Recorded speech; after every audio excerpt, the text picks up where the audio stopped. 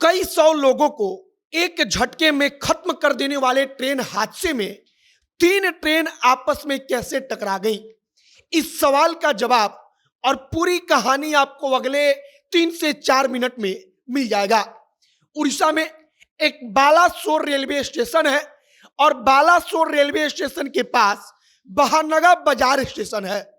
अब बहानगा बाजार स्टेशन के आउटर पर पहले से एक मालगाड़ी आकर खड़ी हो गई।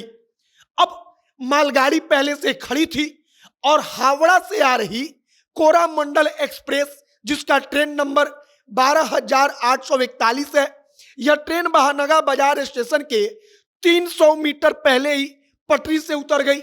अब आप मालगाड़ी पर ध्यान दीजिए कि वह पहले से दूसरे पटरी पर आउटर पर खड़ी थी और जब कोरोमंडल एक्सप्रेस का डब्बा पटरी से उतरा तो मालगाड़ी से जाकर टकरा गया। डब्बा पलटा और दूसरी पटरी पर आकर गिर गया तथा टक्कर इतनी जोरदार हुई कि मालगाड़ी के ऊपर जाकर कोरोमंडल एक्सप्रेस का इंजन चढ़ गया। जब टक्कर होती है तो इसके बाद जो एक्सप्रेस ट्रेन का पीछे वाला डब्बा होता है कोरोमंडल एक्सप्रेस का, वह पलटकर दूसरे साइड वाले पटरी पर गिर जाता है और फिर वह हुआ जिसकी कल्पना किसी ने नहीं की थी।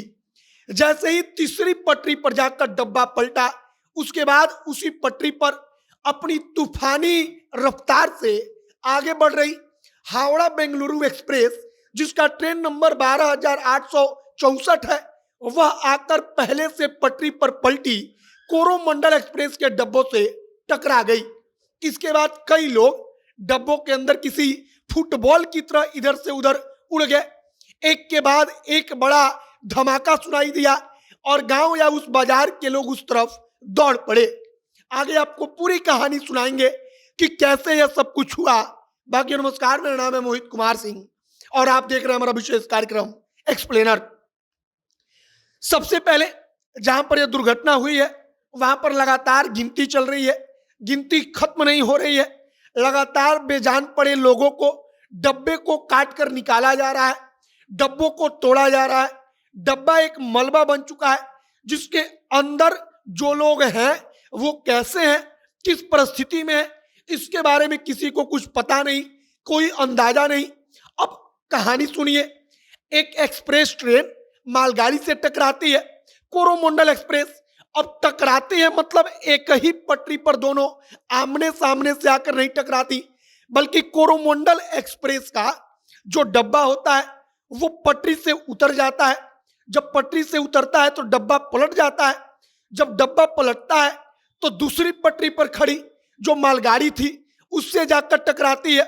जो इंजन होता है वो मालगाड़ी के ऊपर जाकर चढ़ जाता है और अब यह बड़ा हादसा हो चुका था।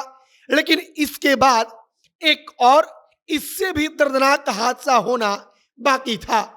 कुछ ही देर के बाद कोरोमंडल एक्सप्रेस का जो पीछे वाला डब्बा था वो दूसरी साइड की पटरी पर पलटा, मतलब कि तीसरी पटरी।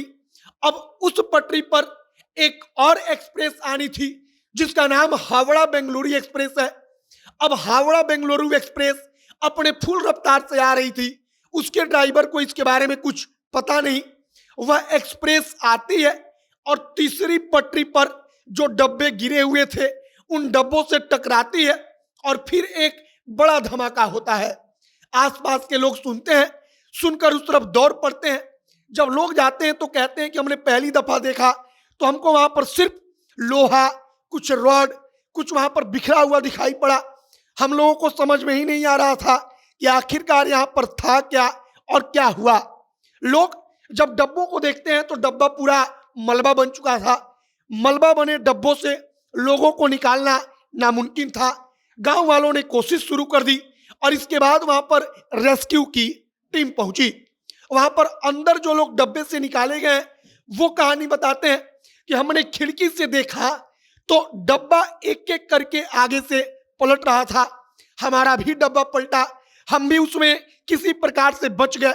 लोग कहते हैं कि हम रेंगते हुए निकलने के लिए रास्ता खोजने लगे और जब हम रेंगते हुए आगे बढ़े तो हमने देखा कि चारों तरफ सिर्फ लाशें पड़ी हैं, लोग वहां पर गिरे पड़े हैं, किसी की सांस चल रही है तो किसी की सांस रुक चुकी है और किसी की सांस रुकने वाली है।